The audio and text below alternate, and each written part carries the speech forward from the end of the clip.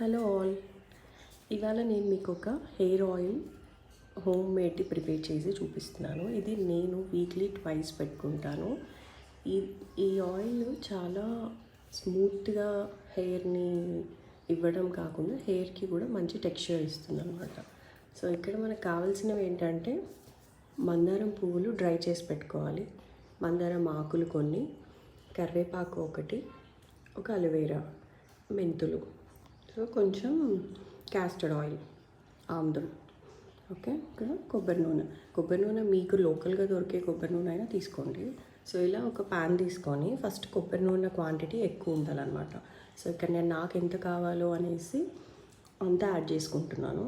So మీకు కొబ్బరి నూనె క్వాంటిటీ ఎక్కువ తీసుకోవాలి.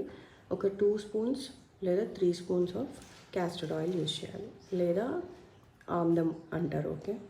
సో ఈ ఆయిల్ని యాడ్ చేసుకోండి, ఒక 2 ఇక్కడ చూపిస్తున్నట్టు.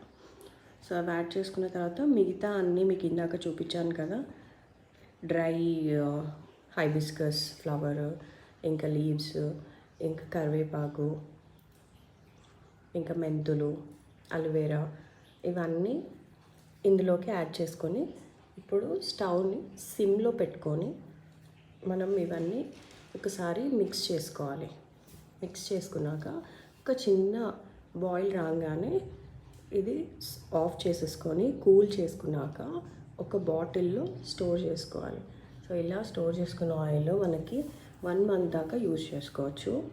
సో మీరు ఈ ఆయిల్ని ప్రతి ఆల్టర్నేట్ డేస్ అయినా పెట్టుకోవచ్చు, లేదా వీక్లీ ట్వైస్ అయినా పెట్టుకోవచ్చు.